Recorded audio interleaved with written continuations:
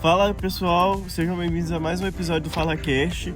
Hoje vamos mergulhar num tema que revolucionou o jeito de trabalhar, né? Que é a Escola das Relações Humanas. Já imaginou um mundo onde seu chefe realmente se importa com seu bem-estar? Eu não imagino. Esse conceito começou a ganhar força no século passado e hoje vamos entender como ele se transformou no ambiente de trabalho. Bora lá?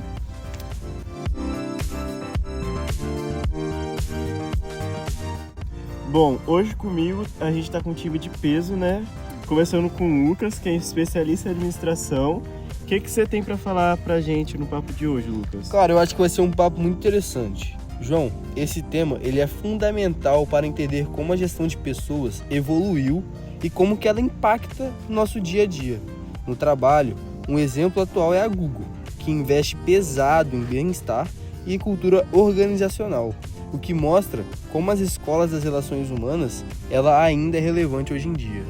A gente também tem o Felipe, nosso historiador do trabalho.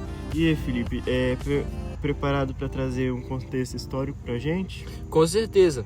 A gente sempre vem falando das revoluções industriais, mas nem sempre paramos para pensar nas revoluções dentro das empresas. E um exemplo clássico é o experimento de Hawthorne, que mostrou como o reconhecimento e a interação social podem aumentar a produtividade. E a gente fecha o nosso time de hoje com o Adonias, que já está aí no campo da batalha empreendedora. Adonias, você acha que as empresas realmente aplicam a Escola das Relações Humanas hoje?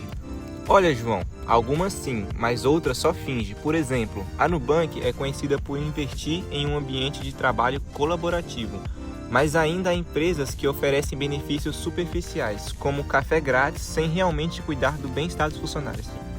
Tem empresa que acha que cafezinho vai convencer que a empresa é uma empresa boa e cuida dos funcionários. O café da manhã. Essas são as piores.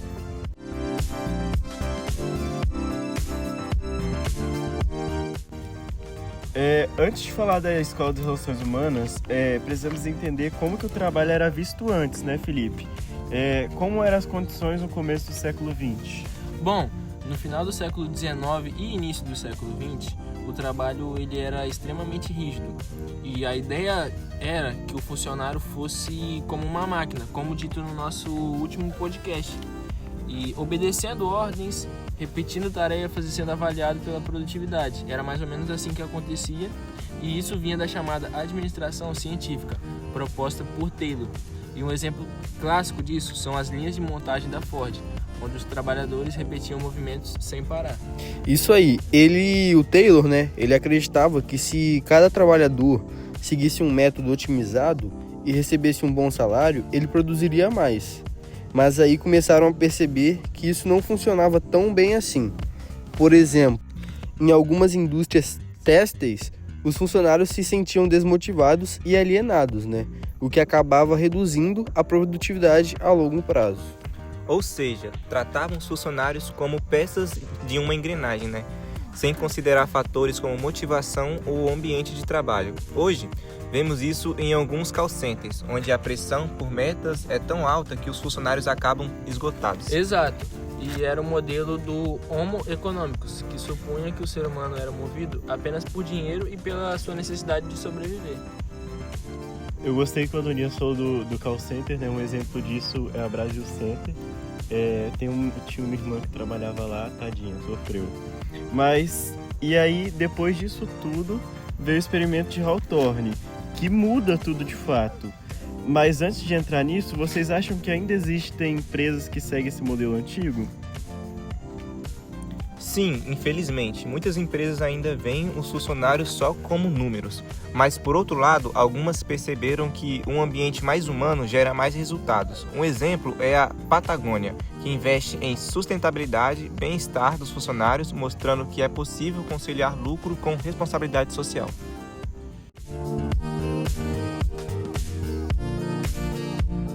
Beleza, agora vamos falar sobre o estudo que mudou tudo, né, Lucas?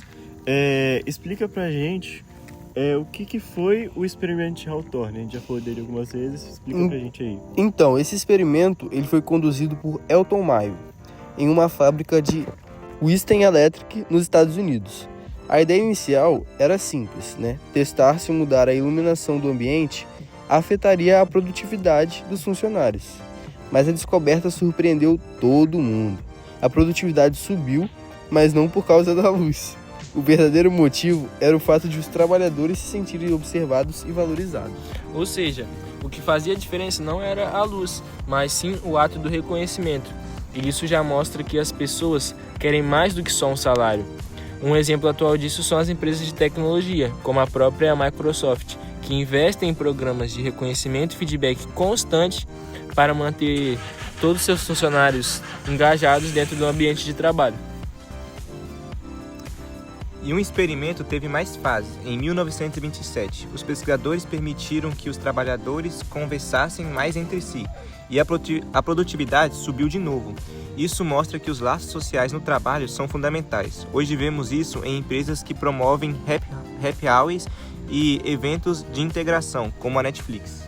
E falando sobre o estudo, a gente consegue ver nele também que não só essas medidas que eles tomaram, mas que indiretamente o fato dos pesquisadores estarem lá e o fato de que esses pesquisadores conversavam com os trabalhadores, davam atenção para esses trabalhadores, fez com que a produtividade aumentasse, né? Porque os trabalhadores estavam ali entendendo que a empresa estava preocupada com eles. Sim, e além disso também teve a terceira fase em 1931, quando tentaram cortar a interação.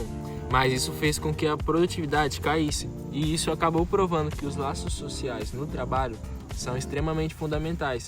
Um exemplo negativo disso são os centros de distribuição da Amazon, que já foram citados por a gente em um podcast anterior, onde a interação entre funcionários é limitada, o que acaba gerando altos índices de insatisfação.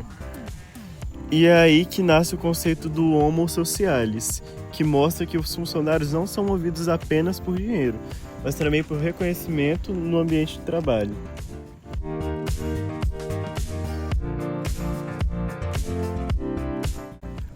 Agora a gente vai falar sobre as principais ideias que surgiram a partir do estudo de Hawthorne, né? Lucas, quais foram as conclusões principais? Então, foram 4 pontos essenciais. Vou lançar um desafio aí de vocês deixarem nos comentários do podcast agora e vou falar os 4. O primeiro, né, os grupos informais influenciam a produtividade. 2. As normas informais dentro da empresa, elas são muito fortes. 3. Conflitos entre regras formais e informais podem prejudicar o trabalho. E 4. Os gestores precisam entender as pessoas, não apenas os números. E tem mais, a Mary Parker Follett trouxe um conceito interessante, os 3 métodos para resolver conflitos. Ou seja, a liderança não precisa ser autoritária, ela pode buscar integração. E um exemplo atual de uma empresa é a Toyota. Ela usa métodos colaborativos para resolver problemas e incentivar a inovação. E isso hoje em dia faz muito sentido, Felipe. Vejo que empresas que valorizam o diálogo e a cultura organizacional têm funcionários mais engajados. Um exemplo é a Zappos, que prioriza a felicidade dos funcionários e a cultura de feedback aberto.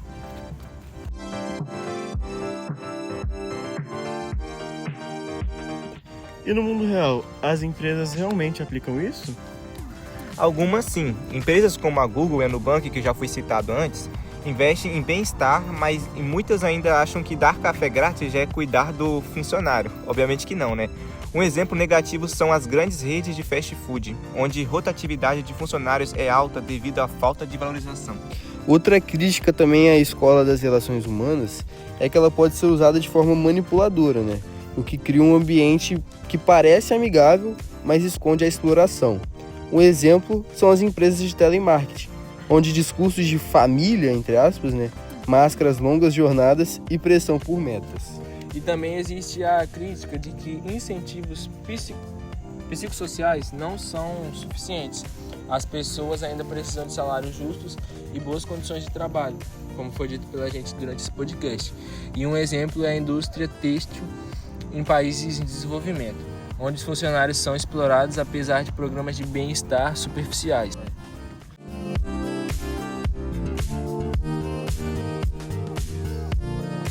Então, É isso mesmo, é importante que a gente foque nesse lado humano de dar atenção para os funcionários, mas não é só isso. Uma empresa que só dá atenção ao funcionário, mas não remunera de forma justa e que satisfaça o funcionário, não vai servir.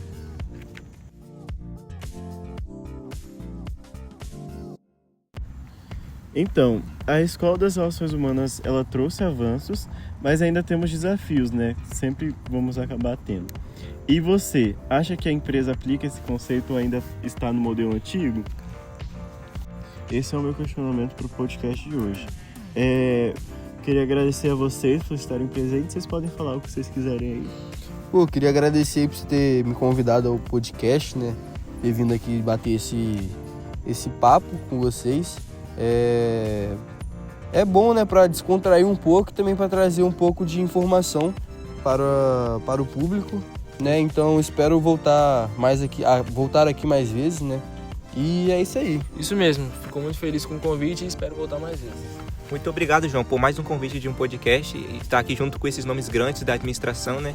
E é muito gratificante poder dar um pouco da minha sabedoria na parte da administrativa para os nossos telespectadores, né? Isso aí, muito obrigado, gente. Se inscreve no canal do podcast, curte aí o vídeo e comenta se vocês quiserem. Falou!